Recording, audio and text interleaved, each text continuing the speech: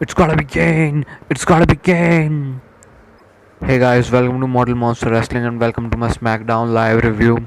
So Smackdown was a pretty good show this week. It was a it was very informative show.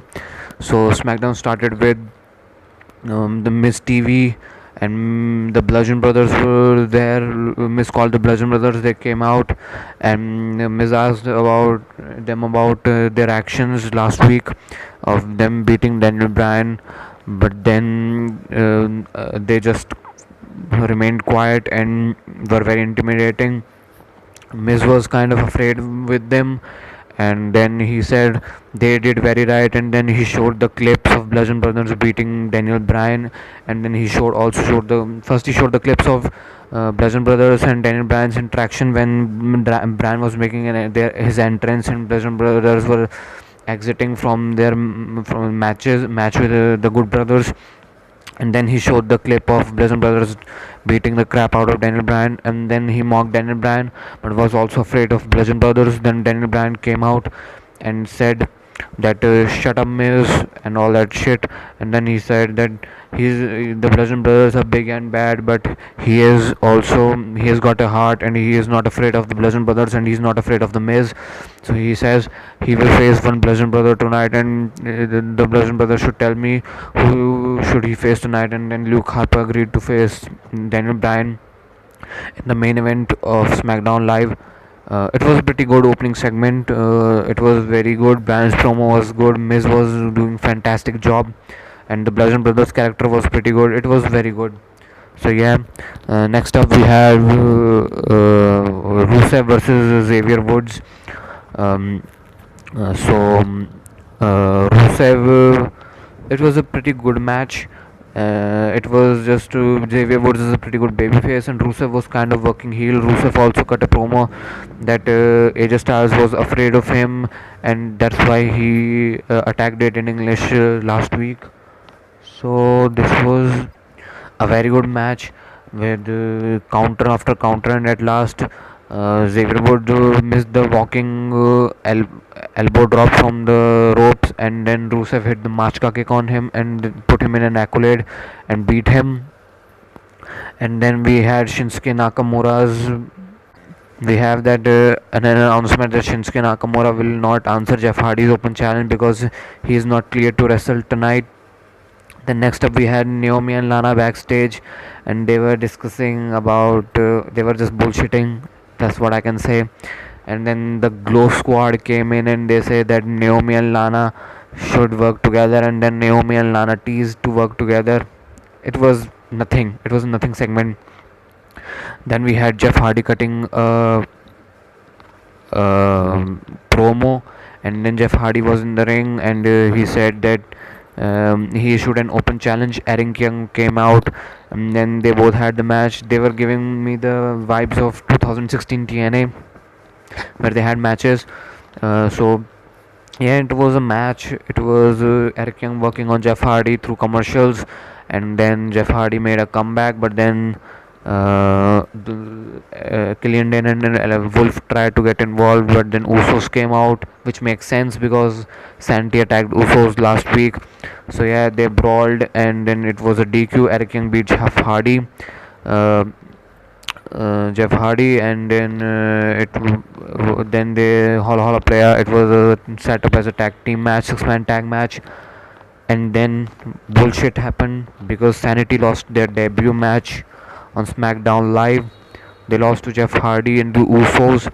The finish was that one Uso hit a tope on the outside and then came in the ring, but Alexander Wolf hit a German suplex on him. This made Jeff Hardy hit a twist of fate on Wolf and then Swanton Mount for the win. It was kind of weird because it was Sanity's debut match and they lost. Well, you didn't know. Your ass better call somebody because we have Road Dog here. Yeah, alright. But yeah, the booking of SmackDown has been pretty good for the past few weeks, but still, it was just bad. It was a 7-minute match, and the Rusev versus Xavier match was gone for 8 minutes 55 seconds. So yeah, Next up, we had Andra Desi and Almas cutting a promo that he is the best and he wants competition, but no one should come in his way and all that bullshit. Andra Desi and Almas still didn't have very good a match, a proper feature match on SmackDown Live, and he debuted on, I don't know, months. Next up, we had Sonya Deville versus Becky Lynch in a fun match and a fun TV match. Both are very good wrestlers, and it was Mandy Rose shenanigans, but Becky Lynch was able to counter it and overpower it, and made Sonya Deville tap out with a disarmer. Sonya Deville's spear is beautiful. It was a fantastic match. I mean, not fantastic match. It was a pretty good TV match, and Becky Lynch looked pretty good in this. Becky Lynch is having a momentum. I think Becky Lynch will be champion by the end of the year. Personally, think so. This is the year of Becky Lynch. She will be champion. I think so. The way things are going, but you didn't know because Road Dogg is here. And next up, we had Daniel Bryan versus Luke Harper in a fun match. It was going pretty fun. Luke Harper got a chance to shine, and it was not just the same bludgeoning offense of Luke Harper. It was different kind of match. Yeah, it worked on the same formula of big man, small man match, but it was still pretty good. Luke Harper is a very good wrestler. He did a very good truck stop, and his chops were very good. Daniel Bryan's chest is like more. I think it's now more red than Brock Lesnar's face when he gets choked out. Yeah, it gets very red every time someone chops him. And yeah, it was a fun match. Daniel Bryan was trying to overpower him, but Luke Harper was bigger man, and then Daniel Bryan had Luke Harper in a crossface.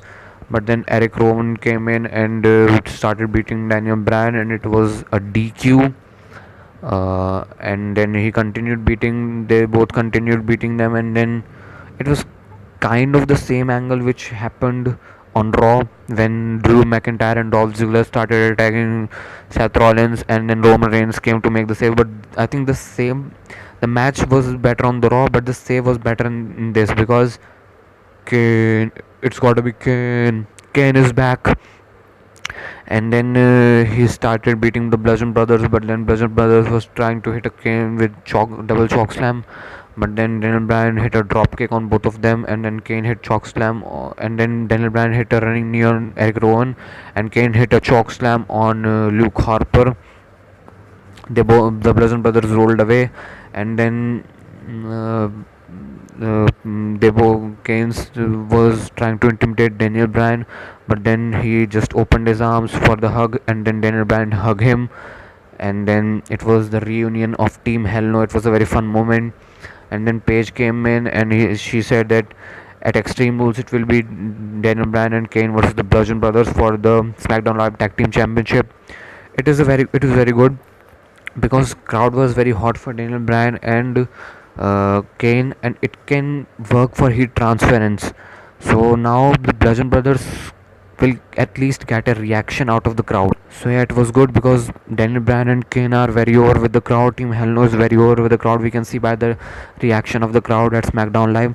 So yeah, it will work very good as a way to try to get Bludgeon Brothers over. I think Daniel Bryan and Kane are going to win championship, but it will still make Bludgeon Brothers a very good heel. I think they will get a huge reaction from the crowd because of Daniel Bryan and Kane, as Ziggler got a reaction because of Seth Rollins, because Seth Rollins was hot.